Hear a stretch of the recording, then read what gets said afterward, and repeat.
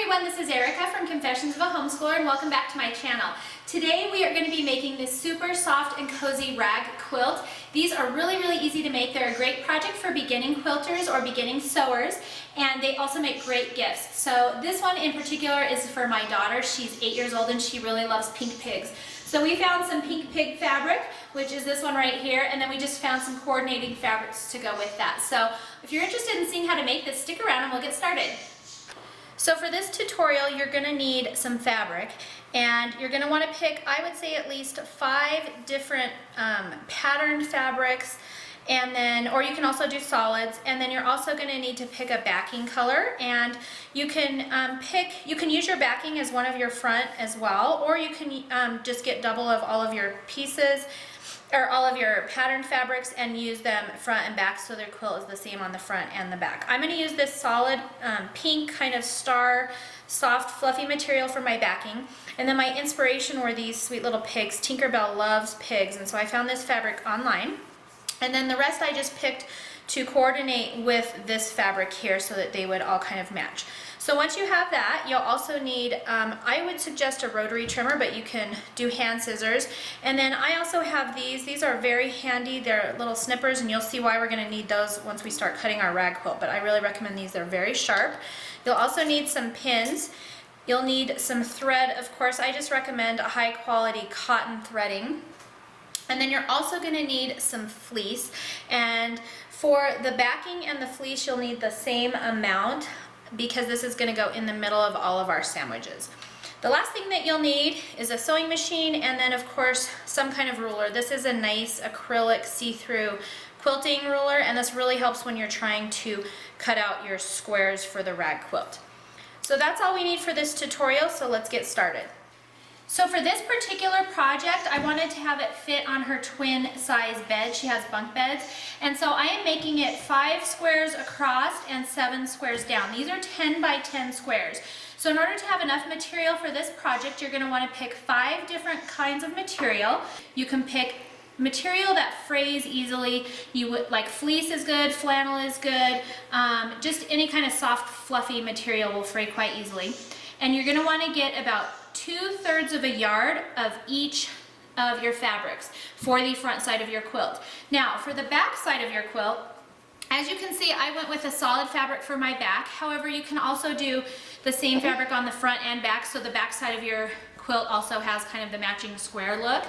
That's up to you, but you'll want to make sure that you get enough of your backing fabric for the size of quilt that you're planning on making. So like I said, these are 10 by 10 inch squares, so it's pretty easy to figure out how many inches of fabric you'll need for the front and for the back. So for the back of mine, I got about 2 and I think I got 2.5 yards, just so I had a little bit extra in case I kind of messed up.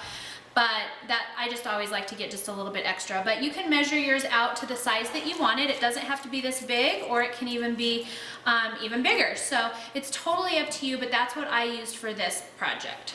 Okay, so the next thing that you want to do is cut all your material out into a 10 by 10 square. And I just put it on my nice cutting mat here, and then line up my lines and then just go down. I think the easiest thing to do is to cut all 3 pieces of your material at the same time. And so you're going to lay your backing with the right side facing down. Next, you're going to lay your flannel inside piece, and then you're going to lay your top with the right side up. So you're making, it's called a quilt sandwich basically. You have these 3 little layers. Then you can cut around all 3 of them at once, and they'll match much better. And then the next thing that you want to do is just take your pins and pin each square together. And I just carefully just pin it on the one on each side, and you'll see why in just a little bit. You don't have to be precise with pinning these together. Just, you want to hold your square together, and then you're going to add it to your little stack of sandwiches and move on. So now that we have all of our pieces cut out, the next thing we want to do is lay our quilt out on a nice big surface. Mine is just on the floor here, and I just rearrange the squares until I'm happy with the layout, and then we can pick it up and start stitching the squares together. One thing I wanted to mention when you're laying out your quilt and designing your pattern is that if you're going to use cuddle material like I have, and cuddle material is just this super soft kind of furry material, it's best if you lay it out so that the grain is kind of all going the same direction. And I'm hoping you'll be able to see this on camera. But if you pull it this way, it's nice and smooth. When you pull it this way, hopefully you can see that, but you can see it lifts up the grains. So this is kind of like going against the grain. So when I lay out my quilt, I want all of these pieces that are this furry material to be laying so that the grain goes the same way. So just keep that in mind when you're designing your layout for your quilt. So one other thing that I quickly want to mention, and you're going to want to do this before you stitch your quilt squares together, obviously, but is that, remember how I told you on the back when you have this cuddle kind of fabric, you want to make sure the nap is going all in the same direction? Well, that is fine. You can turn your squares in any direction you want for your quilt once you figure out which way this is going, unless you have a printed fabric like this. And if you have something like this where you want it to be going upright in the right direction on your quilt, you just need to make sure before you sew your front piece to your back piece that your nap is going the correct direction and that this piece is also going the correct direction before you stitch these together. That way when you go to put your quilt together and you're turning your other pieces around to make sure the nap is going the same direction, you won't have to worry about turning these because it's a little bit too late. You don't want your design to be sideways. So that's just something to keep in mind when you're planning out your quilt and before you stitch it on. So when you're done cutting out all of your pieces and making all of your little quilt sandwiches, you should have a lovely looking stack of quilt pieces that look just like this. And like I said, your fronts will be sticking out on both sides, the right sides of your fabric. And now we're ready to sew. We're going to bring them over to our sewing machine and we're actually going to stitch an X across the middle of each of our squares. So one thing I might want to mention, I don't have one, but if your fabric is really quite thick and bulky, you might consider investing in a walking needle. It'll really help your sewing machine. A walking needle basically has little feet that pull the material through on the top as well as your foot on the bottom of your machine. So we're going to go ahead and sew up all of our little squares here, and we're just going to make a few stitches and then we're going to do our backward stitch and then we're just going to go.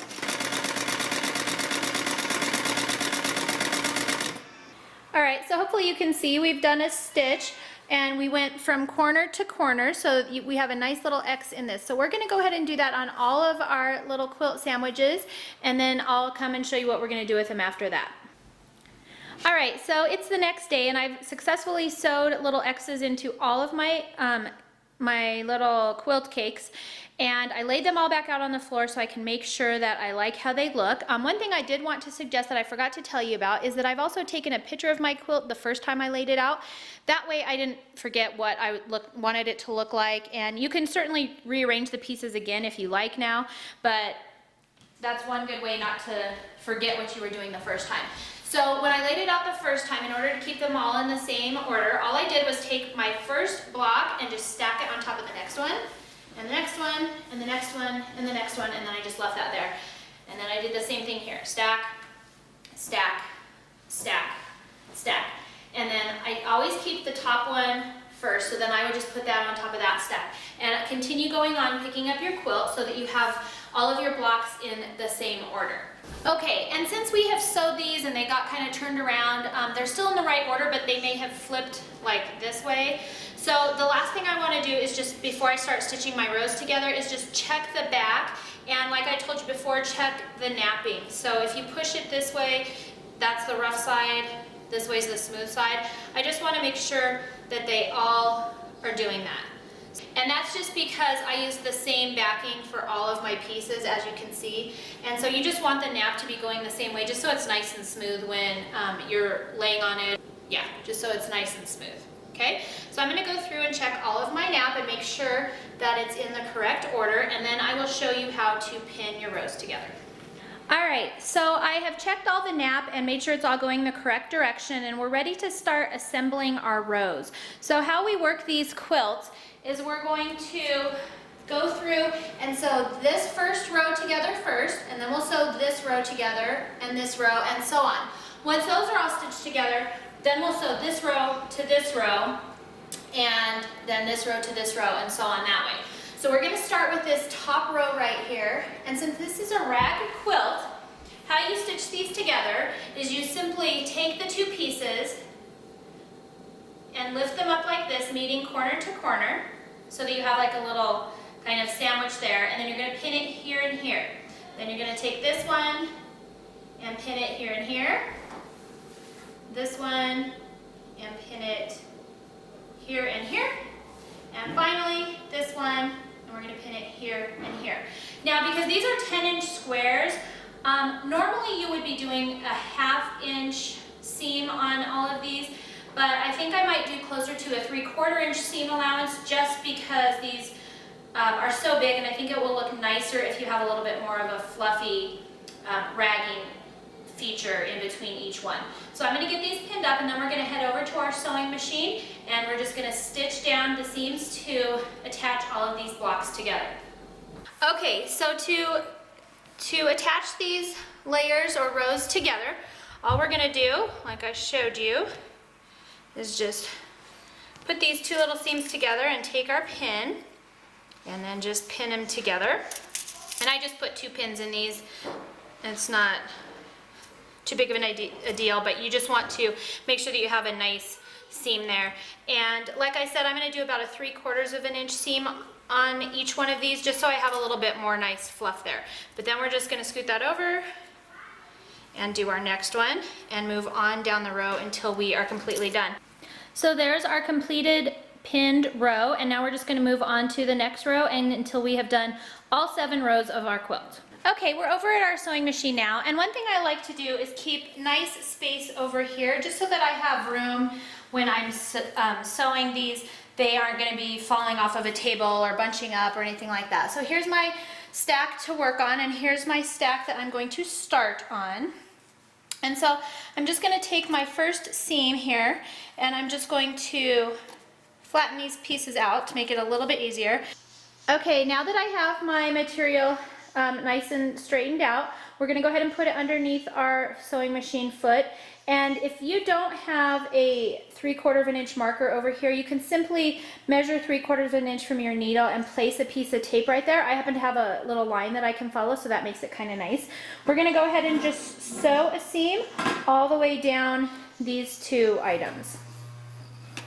And you might need to go a little bit slow if your machine does not have a walking foot like mine, just because it's going to take it a bit to get through this thicker material.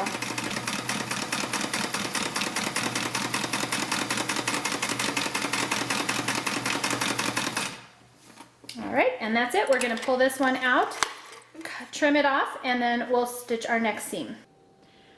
All right, so I finished stitching all of my seams together, and then I've just laid my rows back out, and right now I just have them on my counter, so hopefully you can see a little bit better what we're going to do here. Oops, next.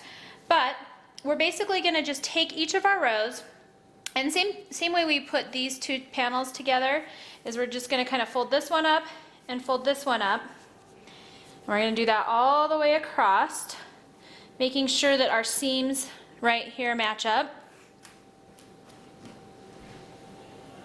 And then we're going to pin that, and we're going to do a seam along that. And again, I'm going to do about a 3/4 inch seam all the way across here.